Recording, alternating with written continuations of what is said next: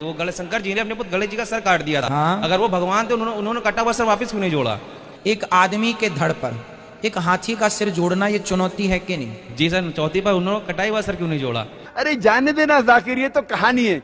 बिस्मिल्लाहिर्रहमानिर्रहीम, अस्सलाम वालेकुम दोस्तों। आप लोग के जहन में भी इस तरह के बहुत सारे सवालात आते होंगे कि भगवान का जो सर है वो हाथी का क्यों है और बाकी जिस्म जो है वो इंसानों वाला है, और आखिर हाथी का इतना बड़ा सर इंसान के जिस्म के अंदर किस तरीके से फिट किया गया और क्यों किया गया।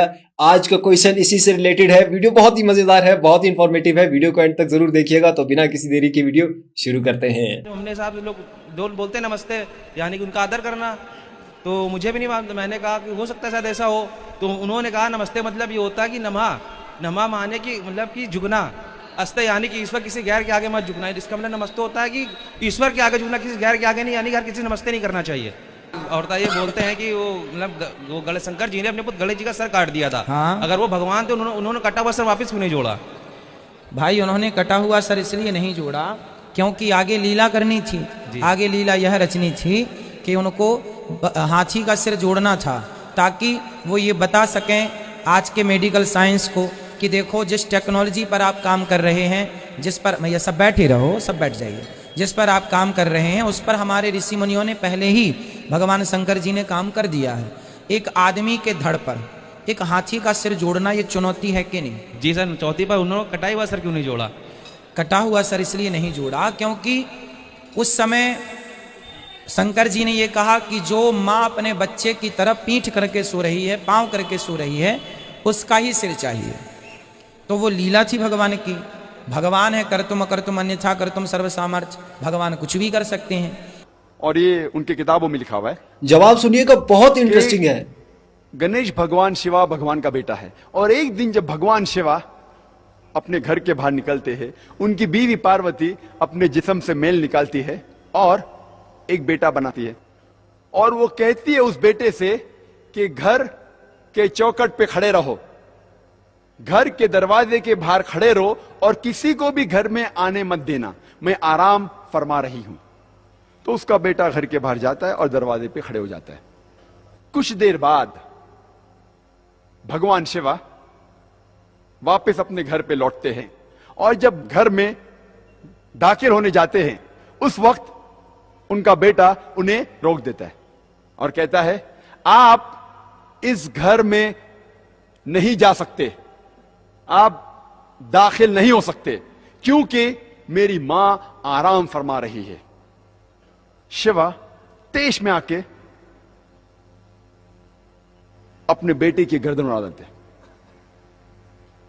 तो मैं कहूंगा मेरे हिंदू दोस्त से, आपका भगवान अपने बेटे को नहीं पहचान सका, कल जब मैं मुश्किल में रहूंगा तो मुझे कैसा पहचानेंगे? और ये हिंदू दोस्त आपसे कहेंगे, आपको कहने की जरूरत नहीं।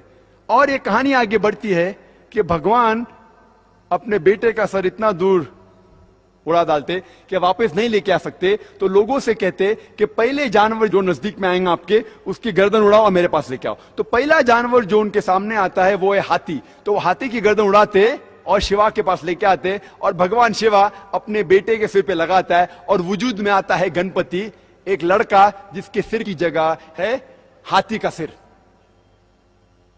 मैं कहूंगा अब इसको भगवान मानते? मेरा दोस्त कहेगा, अरे जाने देना जाकिर, ये तो कहानी है। अरे लेकिन ये आपका भगवान है क्या? अरे जाकिर जाने देना, ये तो सिर्फ कहानी है।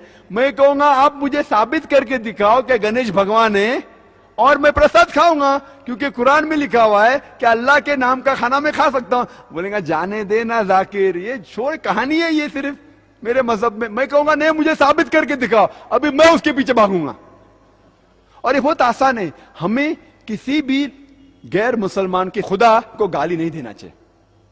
अल्लाह ताला फरमाते हैं कुरान मजीद में, सूरह अनाम में, सूरह नंबर 6 आयत नंबर 108 में, आप वो लोगों जिनकी वो पूजा करते हैं, जिन लोगों की वो अल्लाह के अलावा पूजा करते हैं, उनको आप गाली मत दो। जिन लोगों की वो पूजा करते हैं, इबादत करते हैं अल्लाह के अलावा, उन लोगों को आप गाली मत दो, नहीं तो जहालत में वो लोग अल्लाह सुब्हाना व तआला को गाली देंगे।